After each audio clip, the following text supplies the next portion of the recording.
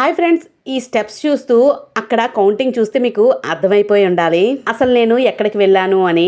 అర్థమైన వాళ్ళు తప్పకుండా కామెంటేషన్లు అయితే పెట్టండి. అసలు మెట్లు ఎక్కుతుంటుంటే మామూలుగా అలసిపోలేదండి. దగ్గర 15 సంవత్సరాలు అయితే అవుతుంది ఈ మెట్లెక్కి. మా పాపకి 1.5 years ఉన్నప్పుడైతే మెట్టుకి బొట్టు అయితే పెట్టుకొని మేమైతే వెళ్ళాము. ఈ పాటికి మీకు అర్థమైపోయి ఉంటది, మేమైతే తిరుమల కొండ అయితే ఎక్కుతున్నామండి. మేము ఎప్పుడు తిరుమల దర్శనానికి టికెట్లు అయితే కరెక్ట్ గా కన్ఫర్మ్ చేసుకొని అన్ని ప్లానింగ్స్ అయితే వెళ్తాము. కానీ ఈసారి అన్ఎక్స్పెక్టెడ్ గా అయితే వెళ్ళాము. దర్శనానికి అయితే టికెట్లు లేవు. అసలు మెట్లు కూడా ఇలా ఎక్కుతామని అస్సలు అనుకోలేదు. ఇక్కడ చూసారు కదా, వీళ్ళైతే ఇంక కలిసిపోయి కొంచెం సేపు రిలాక్స్ అవుతున్నారు. నిజంగానండి ఈసారి మాత్రం మాకు గోవిందుని దర్శనం మాత్రం అస్సలు అనుకోకుండా అయితే జరిగింది. అసలు గోవిందుని పిలుపు లేకుండా దర్శనం అనేది అస్సలు జరగదండి. ఆ స్వామి పిలుపు అయితే ఉంటేనే మనకి దర్శనం కలుగుతుంది. ఏదైతే అయ్యిందని చెప్పేసి మేము మెట్లు ఎక్కడం అయితే స్టార్ట్ చేసాము. ఈ మెట్లన్నీ ఎక్కడం పూర్తయిన తర్వాతే మాకు కొంచెం కన్ఫర్మేషన్ అయితే వచ్చింది. ఇంకా ఈవినింగ్ కి ఇంకా ఫుల్ కన్ఫర్మేషన్ అయితే వచ్చింది. అదేనండి, దర్శనానికి దగ్గర 3550 మెట్లండి. స్టార్టింగ్ నుంచి అయితే అసలు వీడియో తీయలేదు. 1700 మెట్లు ఎక్కిన తర్వాత వీడియో అయితే స్టార్ట్ చేశాను. ఇక్కడ మీకు కనిపిస్తుంది గాలిగోపురం వరకు అయితే వచ్చాము. మీలో ఎంతమంది ఇలా మెట్లు ఎక్కి వెళ్ళారనేది కామెంట్ సెక్షన్ లో పెట్టండి.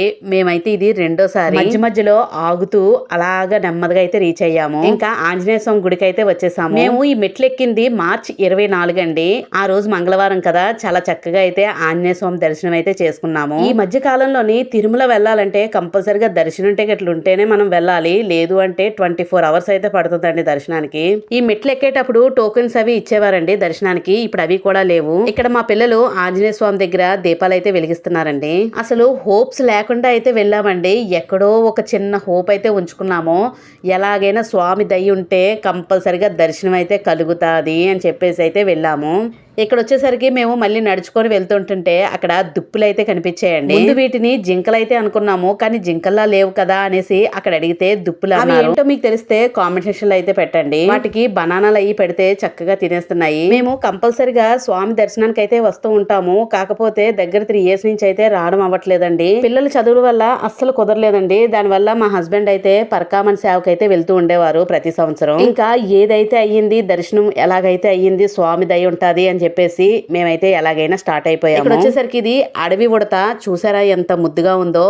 మీరేమనుకుంటున్నారో కామెంట్ సెక్షన్ లో పెట్టండి. అక్కడ అడిగితే అడవిది ఉడత అన్నారు. పాపం చాలా ఆకలితో ఉన్నట్టుగా ఉంది. ఎవరో ఒక ఫ్రూట్ ఇస్తే వెంటనే పట్టుకొని చక్కగా వెళ్ళిపోయిందండి లోపలికి. చూసారా, మేము రైల్వే స్టేషన్ లోని ఎర్లీ మార్నింగ్ 4 అయితే దిగామండి. అప్పుడు కూడా టోకెన్స్ అయితే దొరకలేదు. లైన్ అయితే అప్పుడు ఫుల్ అయిపోయింది. ఇంకా టోకెన్స్ లేవు, అయిపోయాయని చెప్పేసి అన్నారు. ఇంకా మరి చేసేది లేక ఇంకా మెట్లు అయితే ఎక్కేసాము. ఏదైతే అయ్యింది ఫైనల్ గా దర్శనానికి దారి తగులుతాది అని చెప్పేసి అయితే మేము ముందుకైతే నడిచాము. మాకు ఇక్కడ జింకలు కూడా కనిపించాయి, చూసారు కదా జింక. ఇంకా ఫైనల్ గా ఇవన్నీ దాటుకుంటూ ఇంకా మోకాల పర్వతం అయితే వచ్చేసామండి. మోకాల పర్వతం మెట్లు కొంచెం హైట్ గా ఉంటాయి కదా, అవి అసలైన టార్గెట్ అనమాట.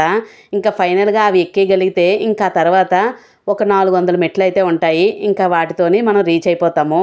టోటల్ గా 3550 మెట్లండి. స్టార్టింగ్ లో ఎక్కేటప్పుడు కొంచెం ఆవేశంలా కనిపించింది. అంటే స్టార్టింగ్ వెంటనే కొంచెం ఎక్కేటప్పుడు అప్పటికప్పుడే పికప్ అవుతుంది కదా బాడీ. వెళ్తున్న కొద్దీ అలాగా బాడీ అయితే అలవాటు చేసుకుంది. మనం మెట్లు ఎక్కుతున్నంత సేపు మనకి ఏం అనిపించదు. చూసారు కదండి మోకాల పర్వతం అనేది హైట్ ఎలా ఉందో. ఇక్కడైతే మెట్లు వచ్చేసరికి 600 నుంచి 650 మెట్లు అయితే ఉంటాయి. మోకాల పర్వతం మెట్లు అందరూ మోకాలతో అయితే ఎక్కడానికి ప్రయత్నిస్తారండి. ఎన్ని మెట్లు ఎక్కగలిగితే అన్ని మెట్లు. ఇక్కడ మా పిల్లలు కూడా ట్రై చేశారు. చాలా వరకు ఫ్రంట్ కి వెళ్ళిపోయారండి. ఇక్కడ మీరు చూసినట్టుగా అయితే అందరూ వెళ్తున్నారు కదా మోకాలతోనే.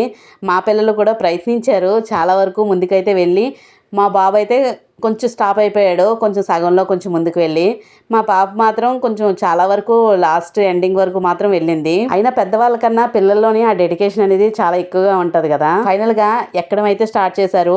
నేనైతే ఒక 3 మెట్లు అయితే ఎక్కగలిగాను. ఇంకా అంతకు మించి ఎక్కలేకపోయాను. మా హస్బెండ్ కూడా ఒక 12 మెట్లు ఎక్కి ఇంకా తర్వాత నుంచి నడిచి వెళ్ళిపోయారు. ఈ కొండ ఎక్కేటప్పుడు లగేజ్ అయితే అస్సలు ఏది క్యారీ చేయకండి, చాలా ట్రబుల్ అయితే అవుతుంది. ఫుడ్ విషయానికి అయితే అస్సలు ఏమి ఇబ్బంది లేదండి. ఫుడ్ అయితే అన్ని ఆల్మోస్ట్ దొరుకుతాయి. పిల్లల స్నాక్స్ దగ్గర నుంచి టిఫిన్స్, భోజనం అన్ని రకాలుగా ఫుడ్స్ అయితే ఫుల్ గా ఉంటది. ఏ ప్రాబ్లం లేదు.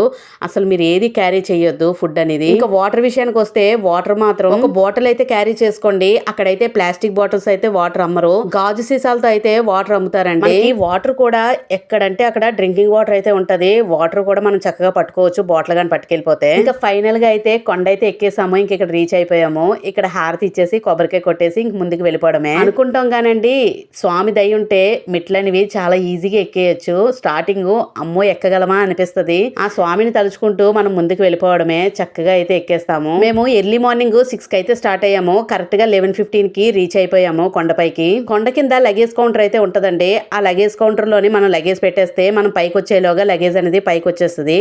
చక్కగా మెసేజ్ కూడా వస్తుంది. అది చూసుకొని కలెక్ట్ చేసేసుకోవచ్చు. ఇలా ఎక్కిన తర్వాత ఫైనల్ గా స్వామి దర్శనం అయితే మాకు కన్ఫర్మ్ అయిపోయింది. బ్రేక్ దర్శనం అండి. అసలు అవుతుందని ఎక్స్పెక్ట్ చేయలేదు లాస్ట్ వరకు. మేము 24 ఎక్కాం కదండి. 25th ని ఎర్లీ మార్నింగ్ 6 కి అయితే లైన్ లో నించున్నాము.